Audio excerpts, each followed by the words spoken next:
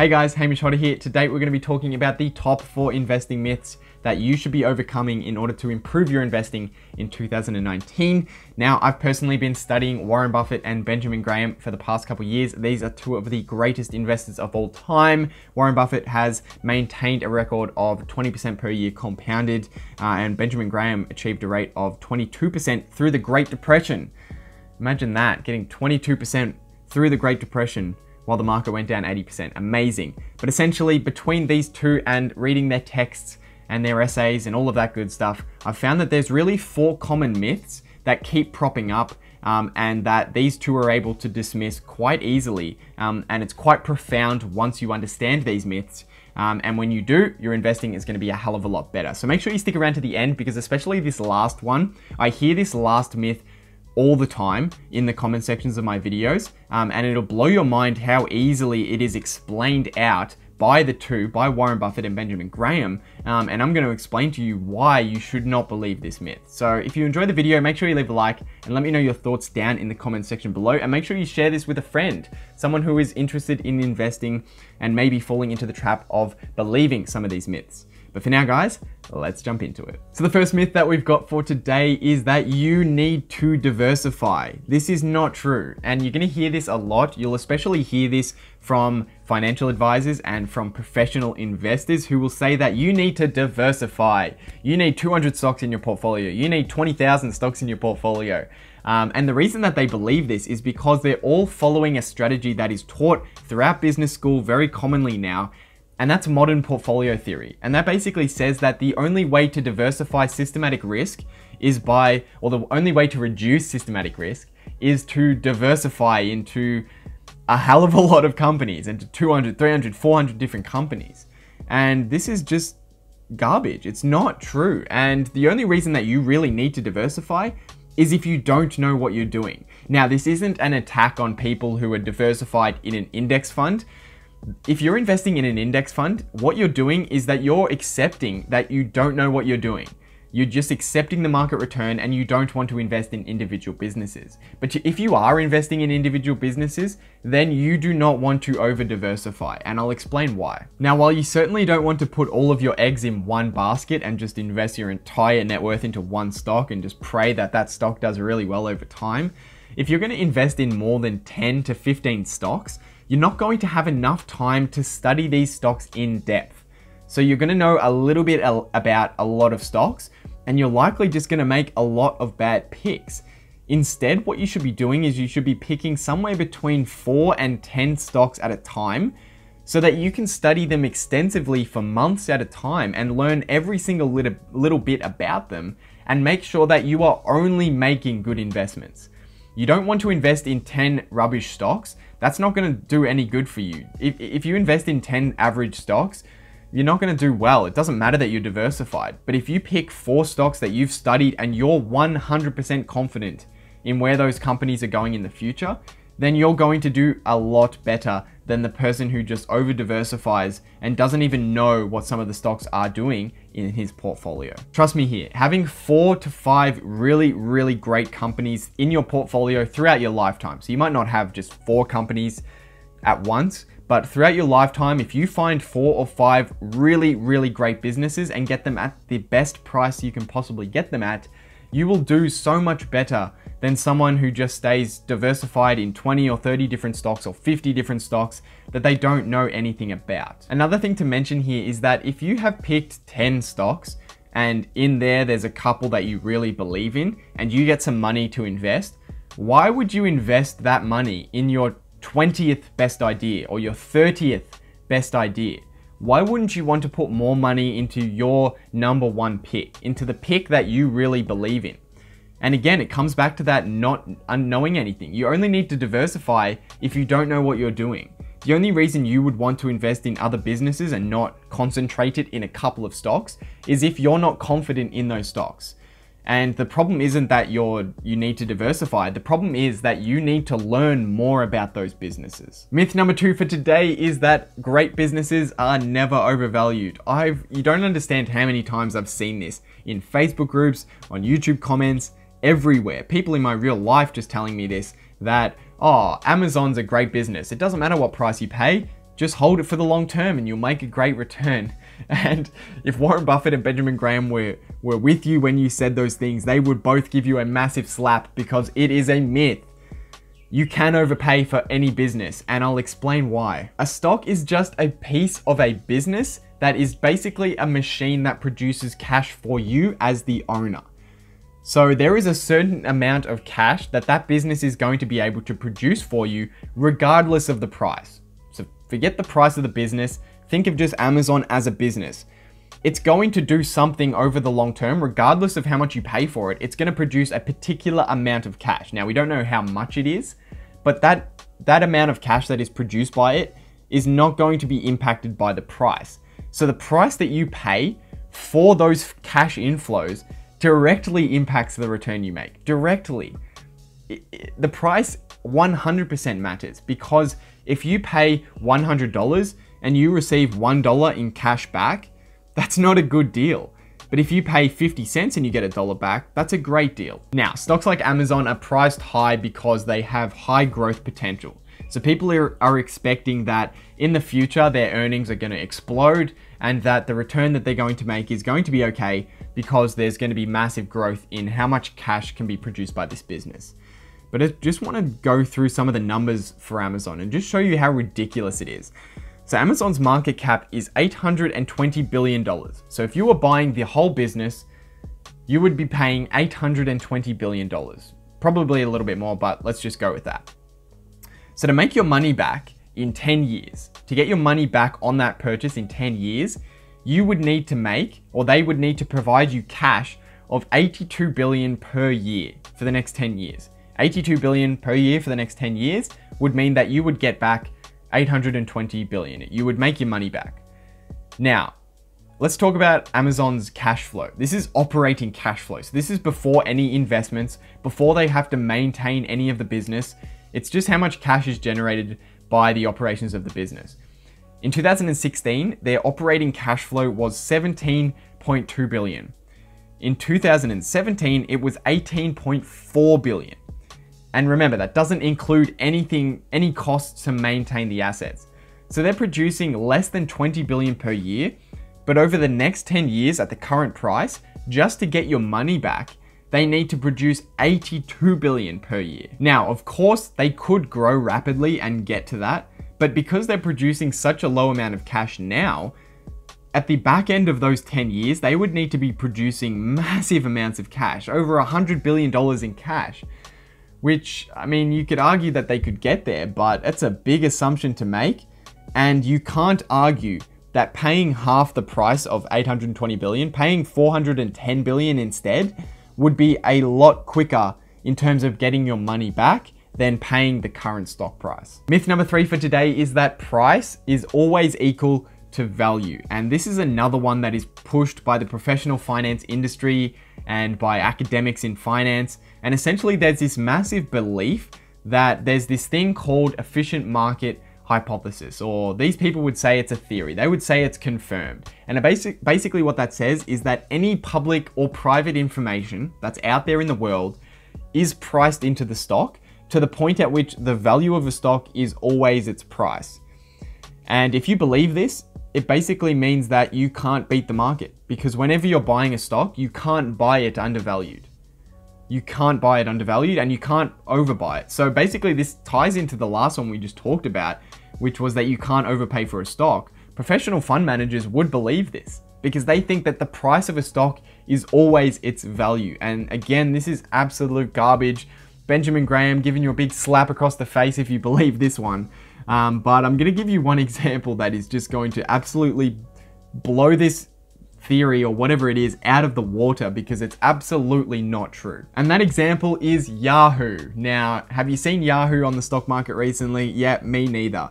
But back in 2000, when we had that tech boom and internet companies were all coming out, everyone was hyped about Yahoo. Now, Yahoo it went public in 1996, and the next 2 years of its life, it grew by 600%. So if you're believing that price equals value, you believe that Yahoo's value went up by 600% in 2 years. Now, I mean, it's ridiculous, but you could believe that it's possible. Maybe they did. Maybe they had massive growth and the amount of cash that they produce went up by 600%. But I'm going to show you how this is just rubbish. In 1999, they had earnings of 48 million. They had a net income of 48 million. But the price of the entire business was 125 billion. 125 billion for a company producing less than 50 million in earnings. That is insane. That is insane. So while the earnings were going up quick, but not that quick, and they were very, very low, the stock price just went through the roof. 600% in 2 years is insane. And if you didn't think that was insane, just 2 years later, their market cap was 8 billion.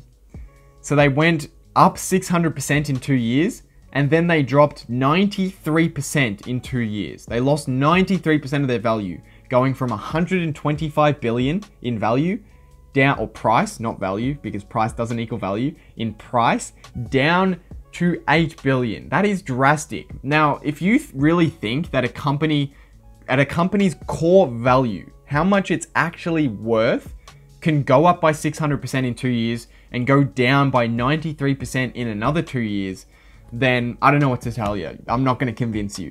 But that right there should convince you that optimism can drive stock prices away from value. And pessimism can also drive stock prices away from value. In times of high optimism, especially around the dot-com bubble where internet just came out and there was all these internet companies and everyone was so hyped, this happened around Bitcoin as well, people are just buying stocks because they're going up. They're not buying them because they have value. Yahoo didn't have any value, or it had very little value. It had about 50 million in value, 50 million in earnings in terms of value. But in terms of price, you were paying 125 billion for the stock. And then within just 2 years later, you could pay just 8 billion. So that just shows you that the rise of optimism and the dive of pessimism is what drives stock prices. Between that and value kind of just sort of moves along slowly while the stock price moves up and down around it, which means that there are times when a stock is overvalued, when the price is way above its value, and also times when it's undervalued, where the value of a company is above its price. Ben Graham describes this in The Intelligent Investor as a massive swing between pessimism and optimism. And this happens over and over and over and over again through our economic cycles that usually last between 3 and 8 years.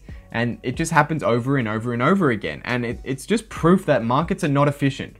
For markets to be efficient, you have to believe that everyone in the stock market is always acting rationally, 100% rationally with no bias. And it's just not true. Most people in the market, in fact, are acting emotionally. And this happened back in 2008, when people with no income and no job were taking on 5 to 10 mortgages because house prices were going up. That's not rational. That is not rational. It's emotional because people wanted to make money easily. And that is what drives the stock market between those lows of pessimism and those highs of optimism. And anyone who tells you that price always equals value, just don't listen to them because they're wrong. And the last myth that we've got here, I told you that it was a juicy one, and it's one that I've heard many, many times. And that is, you can't beat the market because professional fund managers can't do it. If the professionals who are sitting there all day, it's their job to study businesses, can't beat the market, because I think it was like 99.4% of fund managers can't beat the market or something ridiculous like that, then how the hell could you as just an average Joe beat the market? And I understand where this comes from because it kind of makes sense when you think about it. But if you don't think about it enough, you're just going to stop there and believe that you can't do it. And I'll show you exactly why you can do it. There is one key difference between you as a retail investor, as an average Joe investing your savings, and a fund manager. And that difference is time horizon. Now, a fund has usually got a large amount of investors. And a lot of these investors are investing their money with a fund manager because they're average Joes. They're not financially educated. And that means that they expect returns now. They look at the last couple of years of returns and they expect results now. And as a result, these funds operate on a really short time horizon. they're assessed by their managers quarterly. So they have to get good results every single quarter. And if not every single quarter, at least every single year, they have to get good results. And as a result, if there's any businesses that have 1 or 2 years of declining earnings in their horizon, these funds will sell it. They can't hold it. They can't hold these stocks, even though they might be great stocks over the long term, because the next couple of years is bad and they can't keep it in their portfolio. If they did keep them in their portfolio, they would get fired because their returns would be poor for a short period. Either that, or investors would leave because they'd be like, hang on, why did you have negative 40% in returns last year? You're supposed to be growing my money, not losing it. And the fund manager might be like, yeah, but I'm investing in falling companies because they're going to go up over the long term, over 10 years. And these investors who are just people, they're not financially educated. That's why they're investing with these fund managers.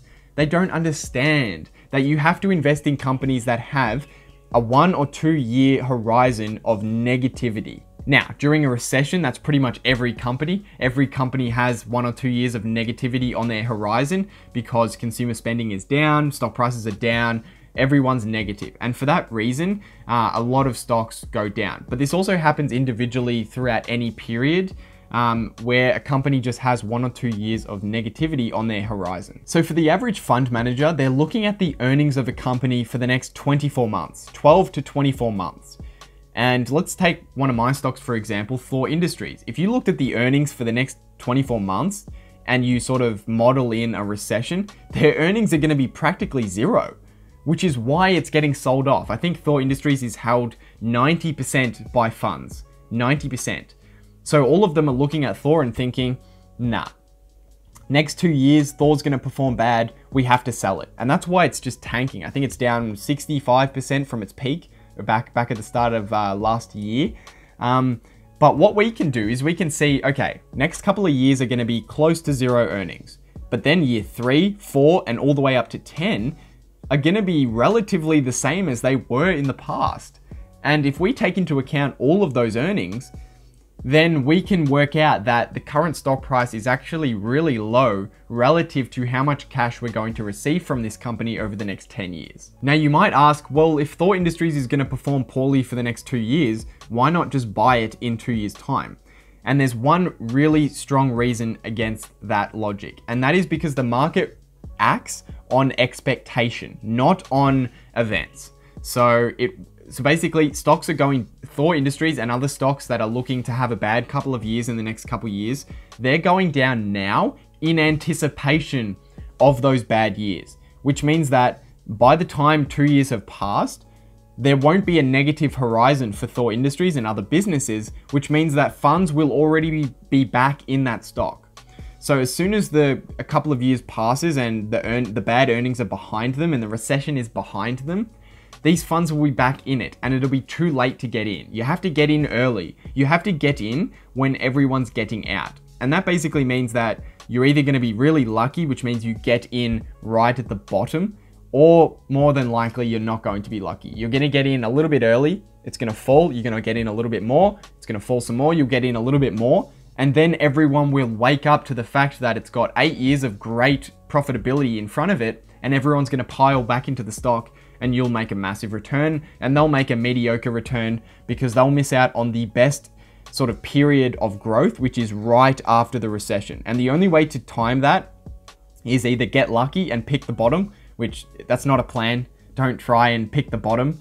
And the other way is to buy before it hits the bottom, which means that you've got to experience some negative returns before you experience the positive up pull. So I hope you guys enjoyed this one. And if you did, make sure you leave a like and let me know your thoughts down in the comment section below. What are some of the myths that you believed and now you've overcome those myths? Let me know down in the comments section below. I'm interested to have a bit of a discussion with you guys. I'll be responding to questions down there. Also, share this with a friend so that they don't fall into the trap of believing these myths.